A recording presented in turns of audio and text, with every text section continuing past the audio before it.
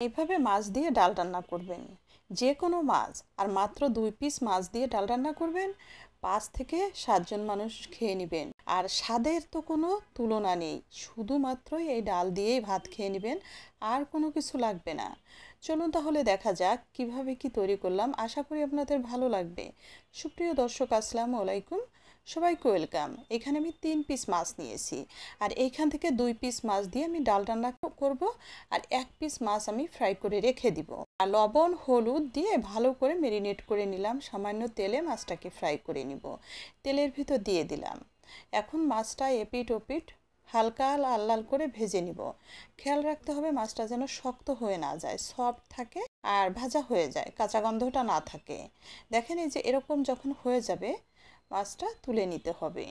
এই 2 পিস মাছ দিয়ে আমি ডাল রান্না করব, আর বাকি 1 পিস মাছ লাল লাল করে ফ্রাই করে রেখে দিয়েছি, ওটা এমনিতে খাওয়ার জন্য। আর এখানে আমি ছোট মিডিয়াম সাইজের 5টা আলু নিয়েছি। আলু 5টা হাত দিয়ে ভালো করে ম্যাশ করে নিলাম। দেখেন এই যে এরকম করে ম্যাশ করে নিতে হবে যেন দানা না থাকে। এখন মাছ যে 2 পিস ফ্রাই করে নিয়েছি না, ওইটা ভালো করে কাটা থেকে বেছে নিব। এই যে এইভাবে করে সবগুলো কাটা, আর এটা তো সবাই পারেন তাই না, যেন কোনোভাবে কোনো বিন্দু পরিমাণ কাটা না থাকে, খেয়াল করে কাটা ভালো করে বেছে নিতে হবে।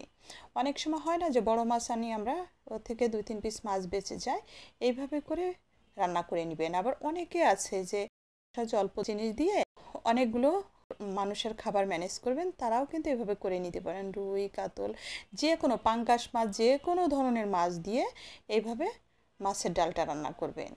এইখানে মাছগুলো খুব ভালো করে বেছে কড়াইতে দিয়ে আমি হাত দিয়ে খুব ভালো করে মিহি করে চটকে নিলাম, আর সাথে আলু দিয়ে সেমভাবে মাছ আর আলু একসাথে একদম মিশিয়ে ভর্তা ভর্তা করে নিলাম যেন দানা না থাকে। এখন একটু পানি দিয়েও খুব ভালো করে আবারও চটকে নিলাম। দিয়ে দিলাম স্বাদ অনুযায়ী লবণ, এখানে আমি 1 চা চামচের একটু বেশি লবণ দিয়েছি, আর দিয়েছি 1 চা চামচ হলুদের গুঁড়া। এখন সবটুকু খুব ভালো করে মিশিয়ে নিয়ে পানি অ্যাড করে দিলাম। ডালের যে পানিটা দিতে হয়, অর্ধেকটা পানি দিয়ে ভালো করে গুলিয়ে নিয়ে এখন বেশি করে পানি দিয়ে দিব। দেখেন পরিমাণ মতো, মানে আন্দাজ মতো দিতে হবে ডালের, এই পরিমাণ ঘনত্ব রাখতে হবে।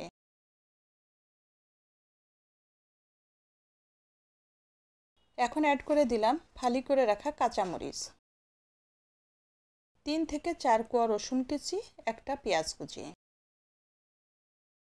ডাল খুব ভালো করে ফুটিয়ে নিব, কিছু সময় পর পর নাড়া দিব যেন উতলিয়ে পড়ে না যায়।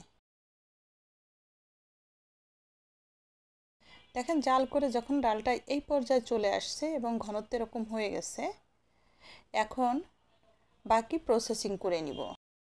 একটা প্যানে তেল দিয়ে দিলাম, সয়াবিন তেল দিয়ে দিলাম, 1/2 চা চামচ পাঁচফোড়ন, বড় রসুনের একটা, আর 4-5টা পেঁয়াজ কুচি।